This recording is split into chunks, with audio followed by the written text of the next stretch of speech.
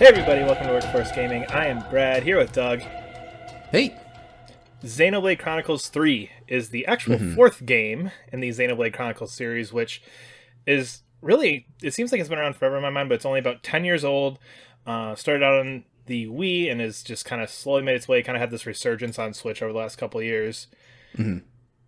This is, in my mind, becoming Final Fantasy level JRPGs. I'm very happy for you. I'm glad you're excited about this series. Xenoblade Chronicles 3 is arguably one of, if not the best JRPGs in my mind. I absolutely love this game. It is so good. So good. So, just to kind of point out where we're at, I have finished Xenoblade Chronicles 3, got credits a few hours ago. Doug is about halfway-ish through it. Yeah, so I'm about my hour count is about 30, and so far I think it's keep going. Sorry, you go ahead. Doug has no experience with Xenoblade and purely bought this because I didn't shut up about it for about 2 weeks straight after the release date happened. Yeah. And now he's playing it because I repeatedly told him, "Oh my god, this is the greatest thing ever, and I love this so much." Yeah, and there's a lot of people like in the setup was really kind of neat. I kept hearing more and more about the story, but yeah, you would just not shut up about it. And just like I wouldn't shut up about Elden Ring, you went out and purchased that and played through that, didn't you? I'm kidding. Anyway, don't need to get into that. I do want to start with this story because I do think that's kind of the hook with this, and that's really the hook that got into me first. So, the Xenoblade Chronicles series are loosely related games in a trilogy. It's technically a trilogy. X is kind of its own weird deal off to the side. But 1, 2, and 3 are all part of a trilogy. However, you do not need any context from the other two to play this one.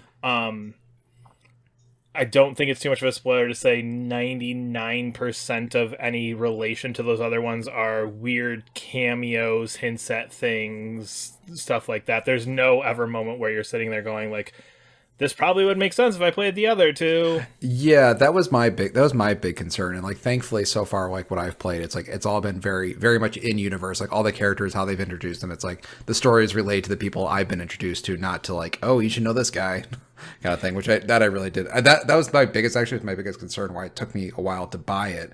It's like third game in a JRPG series, you out of your mind? I'm not gonna... You only got like 150 hours before you get to this one. But no, I really like the way that this one handles it because it does so much alluding to it, but the way that the story plays out, and we'll talk story in just a second, but especially by the time you get to the end, it's able to do things with those prior two games that are very, very incredibly meaningful to somebody like me who's played those other ones.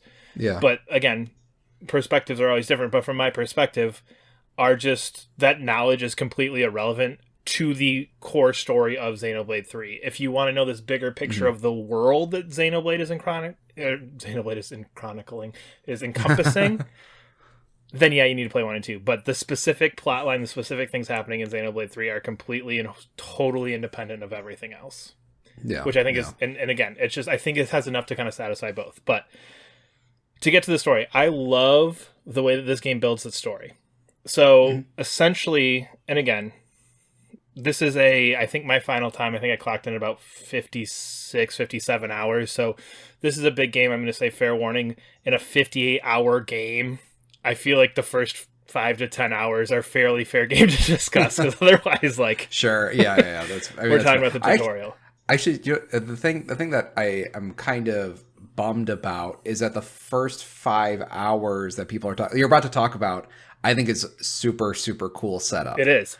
And then they do some kind of really interesting idea with that setup, and then it just kind of floats on by for another 10, 15 hours after that. I will argue against that back, and we'll get to that in a second. Yeah. So that initial 5 to 10 hour period, and this is what the game was sold on. If you watch the Nintendo Direct, you watch the trailers, it was sold on this concept of these characters who have 10 years to live, constantly needing to fight these two sides. And essentially, the reasoning for the need to fight is that you have these things called flame clocks. And if your flame clock goes out, you die.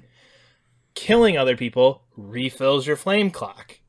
So it basically causes this endless war that's happening there. And then that, of course, has a whole bunch of connections 50 hours later. But in the moment, it's just this very interesting world. And I think as you go through those first even 20 to 30 hours, just discovering this world is so cool because everything's built in colonies. There are clearly only these two factions. Everything is based on, well, we're going to go kill them. And that is everything. So... yeah, I like the colonies also had like gigantic mech, like the flame clock that everybody's connected to is like a huge like I don't know, like 20-story tall mech thing. So these two giant mechs come out in the battlefields with their flame clocks, and then it's really interesting. It's a T-rated game, and I do wonder. As part of me, I kept thinking during some of the battle scenes, like this might have been more interesting as an M-rated game because it's like weirdly violent, and then when people die, they spray red spirits all over the place. So there's a lot to do with like how death is encompassed in this because you only get your 10 years, and once you hit the 10th year, you go to your thing called the homecoming, which is like this very like 70s sci-fi sacrificial type feeling where it's just like, all right, and they're gonna go return, and everything's you return to the queen when you're done, and the queen runs this whole thing. So when you die, you get off-seed, and then all of your spirit goes and you return to the queen. And when you go to your homecoming, you return to the queen, but you are like the one who makes it 10 years. And they make this huge deal that not many people are able to make it because it's basically living in a constant battle for 10 years. Yeah, it's neat. It's like a weird mix of like Logan's Run and then like Starship Troopers and like a lot of interesting little sci-fi things before it becomes a fantasy game. I guess it feels very sci-fi, which I thought which is interesting.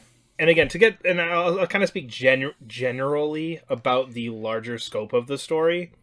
It is very sci-fi at the beginning and then does delve into this long fantasy of like, okay, like we've got to go and there's a giant sword in the middle of the world and we've got to get to the sword and there's these mythical things that may be happening there and we got to kind of piece together what's going on because essentially, again, about 10 hours in, a lot of what you've learned up to that point about this world starts to kind of get deconstructed in different ways.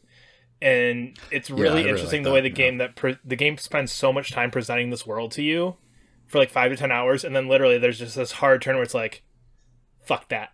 That's not what's going on at all, guys. And the rest of the game is kind of and then that's where you kick in the main plot. So I will say that it gets back to kind of that almost hard sci-fi at the end. It's a very weird little like bow in the middle where it's like into like high fantasy adventuring across this like unknown lands, and then all of a sudden it's like boom, sci-fi again. So because the main thing with this is it's all this world. It's all how these characters are interacting with this world. And there's a lot of really weird things going on with this world. The main bad guys in this are Mobius, who are these weird dudes in like weird red armor who kind of come and go in and out of the story. My first thought is the closest comparison is Organization 13 from Kingdom Hearts. Yeah, they're all very snarky, like they do a lot of like, it's really weird. They seem like very traditional JRPG villain, but like SNES villains of like, I'm going to make them whatever. It was interesting how purposefully cartoony those villains felt. Yep. But it was kind of fun playing with those villains when they popped up because they, whenever one of those guys showed up, they did a lot of like shit talking, which was kind of the way they talk to the main characters. The main characters are on their JRPG adventure. All of a sudden you have this like character come in and like start shit talking them, which just felt it felt like it kind of broke the tone, which I really did enjoy whenever one of those characters popped up because they weren't taking the situation serious. Like the main cast were. They were kind of fun villains, and it felt very Mega Man when they show like, and here's your bosses. Whenever they were in a room together. Yeah. I'm really struggling because there's so many things I want to discuss with you about this that are like huge spoilers for later on in the game. With like the way that you're describing things, and that's I think what really really sells me so much on this game is. By the time you're done, and as you go through, you have such a different perspective on every character, everything in this world, the way everything is handled. These villains being cartoony and goofy and and it just kind of seems out of place. By the time you get to the end, you're like kind of realizing like, okay, there's a very specific reason why these characters act that way. And just, it's so much when you get to the end that I just want to like, tell you right now. It's so cool. I guess we'll probably do a spoiler. We'll probably do a spoiler cast. The thing I did like is that it did feel like it was making big reveals all the time where Yep. like it felt like the big reveals did completely change the trajectory of the story that you were on. And it's like I do like those scenes. I think the thing that I'm kind of struggling with the game is that, well, I have a lot to struggle with. Maybe we'll talk about the combat. We'll get there. Well, but I guess the thing is you don't watch a lot of anime, which No. I think is kind of important in the conversation. So a lot of these a lot of these things that are kind of neat, I feel like I've seen in others. And I don't watch a lot of anime. I do watch anime occasionally, but I don't watch like a ton. But there's like a lot of cool things they're doing here where I felt like, oh, I've seen that in this. Oh, I've seen that in this. Like, because we were talking about the openings, like very Starship Troopers, very Logan's Run. Yeah. But then they do some other stuff that's like very anime. So it felt like I was waiting for what made this game unique, and I haven't found it yet. And that doesn't mean it's not there. Interesting. But being like 30 hours in, I feel like I haven't found the thing that makes this game unique from a plot perspective. I mean, the thing is, like, it is interesting, like, when they really keep revealing like a new plot piece. But it felt like the time in between like the big twist was just like a lot of like, nah, it's fine. And they'd be like, oh, that's an interesting big twist. And it's like, okay, now it's like 5-6 hours of fine, and then it's like, oh, the big twist. I mean, the characters didn't really draw me, and I think that might be a part of it. So a couple other, because that was where I was going to go to next, was the characters. I do think that part of that is just like knowing what you're getting into when you're getting into these 50-hour plus JRPGs. That like, yeah, it's not going to be like just boom, boom, boom, boom thing. Some of it is just kind of living in with these characters and seeing the way these characters interact and seeing how these characters react and grow together. Because I do think that's another interesting piece of this game is in a traditional JRPG, you know, you start your lone hero and maybe your best friend, and then you gain somebody. I think it's maybe 3 or 4 hours in, you have your team and you are done. Yes, you are. I thought that was cool. I thought that was neat. I thought that was very neat that that is a cool idea. And for the entirety of that game, those are your 6, and those 6 grow together. They see these things together, and again, with these two competing sides, the way they come together is it's 3 from each. It's 3 from one side, 3 from the other side, and basically this weird event happens where they become Ouroboros, which we'll talk about when we get into combat a little bit more. This kind of special weird power that helps them understand the nature of the flame clocks and what's going on in this world. That happens, and then they are basically the 6 people in the world with this power. And that brings them all together, and from then on, they are there. And it's just this weird dynamic because a lot of times I feel like in JRPGs you get like the character from 10 hours in has nothing to do 25 hours in after that. And they're just like, that's a good point. I'm tagging along because Cloud's cool, so like, I guess I'm with Cloud. Like, you get kind of that sense from 2 or 3 characters. Because these characters are all invested, they're all there from the start, they all have that same driving motivation the entire way through. I think the problem I had well, I think that's a really cool idea. I think all the characters came from exactly the same place. They even talk about how like, oh, we are the same on competing sides. So it didn't feel like immediately all the characters had like their own uniquenesses or quirks because they are all fighters who all believe in this 10-year system, who all believe in this fighting to kill each other, all believe in the flame clock. So it felt like everybody kind of started at the same spot. And it was hard to fit. And then as the story went on, it's like, okay, here's what makes this character unique. Here's what makes this character unique. I think that was the thing that I was struggling with, was like, because when you play like a Persona game or something like that character comes in, all of a sudden like they're like really big personality, really big this, and here's what makes me unique. And then or they're showing opposite sides of the world, like, because the complete opposite of that is like was it Riku and Waka in Final Fantasy X, where it's I am hardcore a part of this religious belief, and I think this religious belief is a whole bunch of bullshit. And how when she comes in, it changes the party dynamic and it changes characters. You don't quite get that here because you've seen that straight all the way through. Yeah, and they agree pretty quickly that like we're very similar, just on different sides. Yes, that is true. They do come to everybody's cool real quick. Like pretty early, and I think that was the thing that I was kind of struggling with the characters not immediately grabbing me. I will say I did enjoy the character design so far more than I did Xenoblade Chronicles 2. They did a very good improvement on that. there are a lot of things they do better in Xenoblade Chronicles 2. Like, it's weird to me because I absolutely love Xenoblade Chronicles 2. Like, I would say again, it's one of the better JRPGs I've played, and it is by far the weakest of this series, notwithstanding X, which I never actually made it all the way through. But of the 3, it's for sure the weakest of the 3, and I would still consider it probably a top 10, 15 JRPG of all time. Anyway, And then the neat thing that they do to kind of, but I do think the extra character, your seventh character, Sure, that's I do think that is they true. use that to kind of break it up, and that's where you get these outside perspectives. Whether it's, I'm trying to remember which ones were early on, and I don't want to say things that are going to spoil it for you or I other mean, I people. can say the ones that are early on. Okay, yeah, go for it. Yeah, like they'll do like people who are higher ranking in either the armies that you've convinced to come to your side.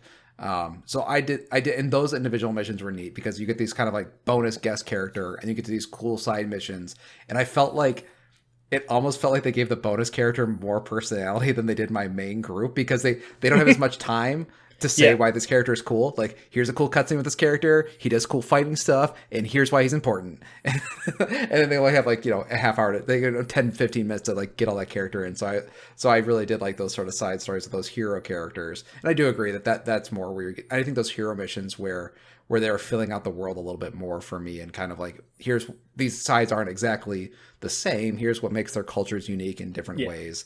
That's a good point. That's where they sort of explore that stuff. And even each specific colony, because every colony you kind of come to, because you come to a lot of them, and part of the game is finding the different colonies around the world, they all have their own individual thing, because each colony has a leader and then one Mobius person, what they call him a council, who kind of runs that colony completely independent of everything else. So it really sets up each colony to be unique, which is really cool. You brought up hero missions, which are where the new characters come in, and those are kind of built up like, they are pretty much the same level of intrigue as the main story. They're always really well done. Surprised, yeah. They dive into really interesting things. Some of them have weirdly important meaning to the story, where it's like I feel like I would have missed something if I didn't play this. Yeah, they didn't feel like, I mean, like when you think side missions, you usually think there's sort of a, not lower quality or lower effort, but just not as much, maybe effort. I don't know. Maybe it's just the B. It's like you have your A and then you have your B, or maybe C for side missions. But this is like, oh no, this is like the same quality as like the main. It's A and A minus. It's A and A minus here. Yeah, you don't even get down to B. Yeah. But those are all really cool. Each one of the side characters get two, so there's a bunch of them. And then the one thing I did find interesting was with side quests was the way that you start side quests, like the more traditional side quests, because you'll just be walking around and you overhear a conversation, and what it'll say is like, oh, we should discuss this as a group. Yeah. And then you'll go back to like your campfire and you discuss it, and then they'll be like, all right, well, you know what? That is interesting. We should go help those people. And your characters kind of come to this agreement that they're going to help it. It still doesn't help the fact that most of them are like, go get me 6 berries. Yeah. But like, at least it contextualized them a little bit better, where like your characters have sat down and have this conversation, not like, hey, random stranger, how can I help you? 6 berries? I'd love to. You do get that one little extra piece there. And I thought that was at least interesting enough for me at least want to hear out some of these things when you hear a strange request or you hear a strange thing, that I'd at least want to go like hear my group's opinion on them. I just still don't want to go get your 6 berries, but I at least want to hear what my people think about it. I think sometimes when I was doing side missions, I was doing the ones, I've been trying to do this with more games lately, is like, how would the characters, like, how would they feel about this side mission? Like, maybe they don't really care about fixing a cantina, but maybe there's a missing character that, okay, maybe they would actually do that. So that's kind of how I've been picking side missions. Like, if someone needs to go get berries picked, I'm like, they can get their own berries. But if my characters feel like something's important, it's like, okay, maybe I'll go do that. I do think, from what I understand, both of us before we play this game, we had heard that it's 150 hours long. It does, and it's not. You said you beat it in 60. 50, 55, 60. It feels like there's a lot of padding with those side missions. Like, oh yeah, I would just, a hero mission's awesome. Hero mission's amazing. Side missions are like, I would like, they're not even JRPG. They're very specifically like MMO side missions. Yep. Which I cannot stand. Yes, and again, if you're trying to get to that 150, there's enough stuff, because I mean, and I don't know if you discover them through other side missions, but there's a lot of just like, you stumble upon a colony, and then that colony has 8 side missions in it, and there's a couple of colonies that you might not have ever even got to. There are heroes that you don't get unless you do specific things. They're called Ferranuses that you can go find and reactivate that give you different items and things, and there's a whole bunch of those. So there is for sure stuff to get you that 150, and this world is gigantic. It is huge, and you're not even to the biggest part yet. There's one part where you get a boat, and it just opens up like a gigantic ass space full of islands. Did you like the size of the game? Because I felt like I felt like the mechanics didn't justify the size because so far where I am, again, speaking 30 hours in, whenever I was exploring an area, anywhere I would go to would only have like 3 different types of things you could find, like dead bodies, which is important, or like 2 different types of chests, and that was it. And that was the thing that was kind of frustrating because like I felt like when I was like exploring, like I was exploring not for like going on an adventure, but it's like I'm gonna hit one of these 3 things at the end of this tunnel or the end of this thing. Does that change at all, or is it because that was that's the Xenoblade thing? Oh, okay, because that kind of bugged me because I felt like these worlds were not. They felt interesting in how big they were and had some like really cool vistas, but I didn't feel like the mechanics justified the size of them. Does that make sense? One of them actually had like vista points where it's like you could look out and see. I think it might have been, I don't remember if it's 1 or 2, but one of them has that where it's like, oh, like you collect the vista, like the scenery points. Oh, sure. But yeah, and again, I think I'm used to the size of the world. I kind of knew what I was getting into because they've definitely scaled up since the first one. So it's like, okay, you kind of get the bigger feel. But it doesn't really, I mean, again, at this point, having played all of them, it didn't even register to me. So I think that's a where you jumped in point. Yeah, it just felt like the most empty open world I've played. Does that make sense? It's not open because they're big zones. They're big zones, but it just didn't feel like there's a lot going on in them. There's a lot of monsters, and then there's like a few chests strewn about. But like I was like, that doesn't justify me walking 5 minutes to go find this chest when I could walk another 5 minutes that way and find a very similar chest. I will give you that. Yeah, the world, it is one of those world is big for big sake, and again, I think I would love to see what Monolith Soft could do with like a PS5 game because I do think some of that is also hampered by the fact that this thing is ridiculously good looking and running on Switch, and you can definitely see some hiccups, you can definitely see some technical stuff here and there, and it's one of those things where it's like, in order to get the scale that we want, we had to clear some stuff out, guys. Like, that's a good point. Let's just be honest on how tech works. Like, we can get the scale or we can get the stuff. We want scale, not stuff. So I will give you that one. So I think that's part there. Kind of the last part here, the gameplay, combat. Good Lord. Of course, where you end. Based on your 30 hours and the messages you sent me, this is where Doug's hiccups begin. I thoroughly enjoy the combat. I think it is something that takes a lot of pre-planning. There's lots of ways to play with it. One of the things I specifically want to talk about before we get into your complaints is how it builds. Sure. Like 45 hours in, I got a new combat thing. Where I was like, this is not how this works before. Like, this is a cool new idea that all of a sudden happens now, and I love it, and it changes the way I do combat.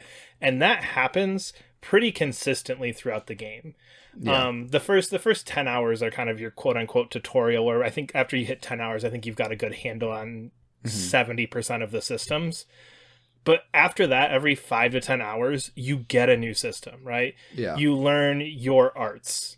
Then all of a sudden now, okay, you get this Ouroboros power where you can change into a giant-ass mech and okay, well now I've got to incorporate that. How do I use that? When do I use it? That has a kind of a gauge that fills and activating at different points to different things. Okay, then I get these chain attacks. Okay, well, how do these chain attacks work? Okay, that's pausing it. What does these numbers do? How do these numbers do? How does this all work? How do I strategically use that in battle? Okay. Yeah. Now I've got that. Now I can incorporate my giant-ass mechs into this chain.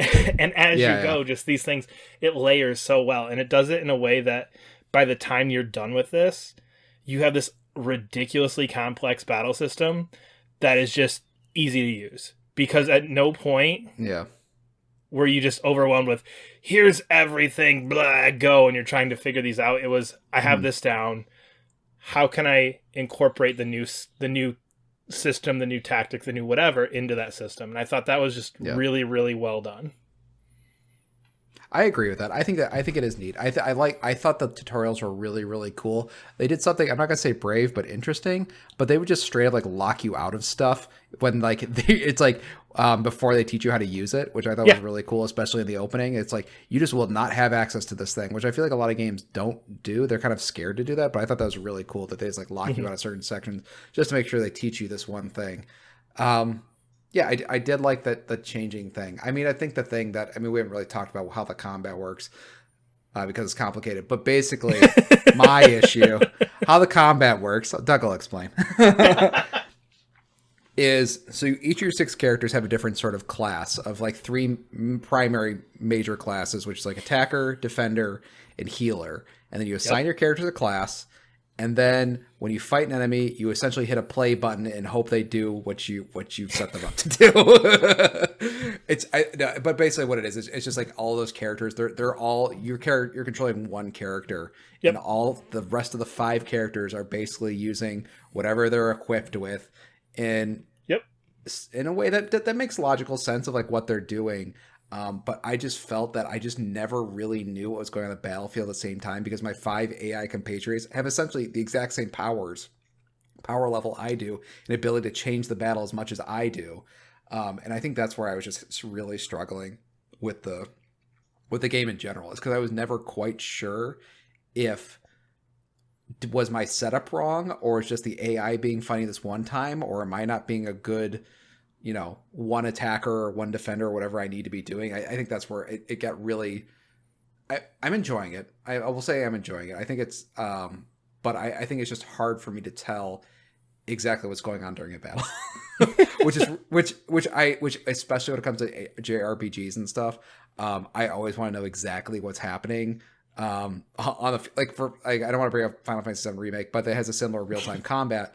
But every ability, I'm choosing exactly what ability goes off. So when I lose that ability to tell people when to fire off certain things, it makes me very anxious. And I don't know. It makes it kind of feel very squishy instead of very like precise.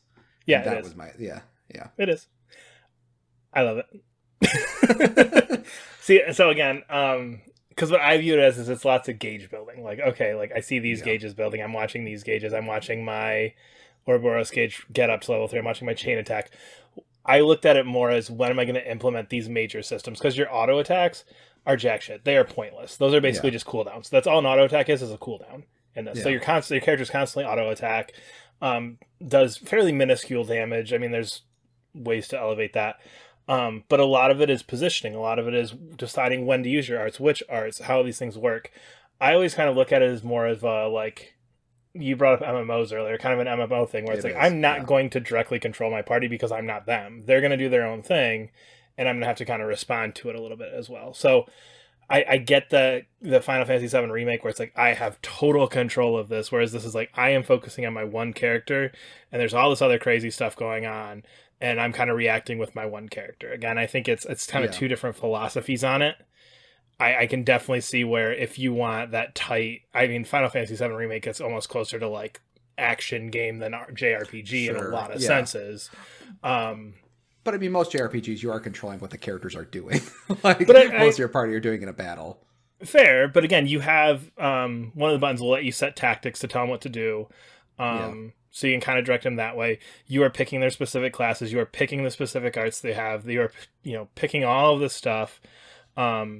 And again, there is some inherent randomness to it, but at no point did I feel like I ever struggled. And this is another point I thought was funny, is I was actually going to bring up that I thought this game was fairly easy. And then like you kept texting me that you're like getting the shit kicked out of you. I was like, all I did is have this moment of like, now I know how all those Elden Ring assholes feel. Like, Elden Ring's too easy. Elden Ring's too easy. I'm like, this is fine. Like I finished the final boss this afternoon. I did not die during the final boss fight. Like I think it's just all like 7 phases of it. I think that's just because there's so many mechanics in setting up your party, first of all. Yeah. And then there's so many mechanics that like are when you're actually in a fight, that it feels like this is like there's plenty of games that are like this, that like they just expect you to know that genre really well, so they're like subverting 2 or 3 times over, and that's where I felt like it's like, I just play the normal JRPG, guys. I don't understand the 3rd or 4th subversion you guys are doing.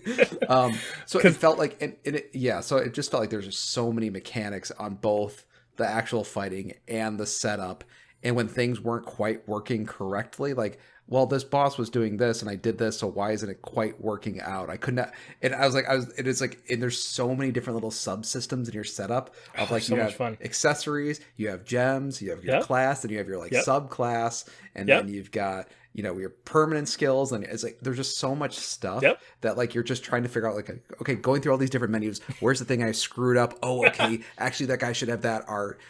Which is there is a funness to that. I just think that just because I'm not super familiar with JRPGs, I'm not that I'm not.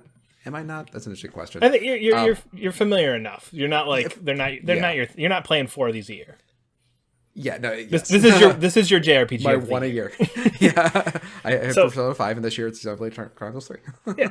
So again, and I think that's where it's a lot of what you're looking for, because when I look at combat, the things I look at are like, when am I using chain attacks? So chain attacks are awesome in this. I love those chain are attacks. really cool. Where like those are super cool. Every roll has different things, and you're getting these things, and you build it up to 100%, but you can overclock it past 100%, and certain characters can't end it, and then you do certain skill. It's just, it kind of completely changes the battle. I love that. The class system I thought is excellent. I love it. Yeah. So basically the way it works is each character, your 6 original ones are each one of the 6. Every time you add a hero, you have the ability to inherit that class. So it'll go to 1. That character has to use it enough. And then as that character uses it, the other characters become familiar with it, so that they can take it over. It's just a really weird way. So let's say Noah is the inheritor of it. If Noah doesn't use that skill, then nobody else can. Once he uses it for a while, everybody else will unlock it. So there's a lot of that. But it is a lot of playing with it, which I think is the fun that I had. It probably took me 3 hours to figure out, a healer doesn't end a chain attack. That's what this is doing. That's cool.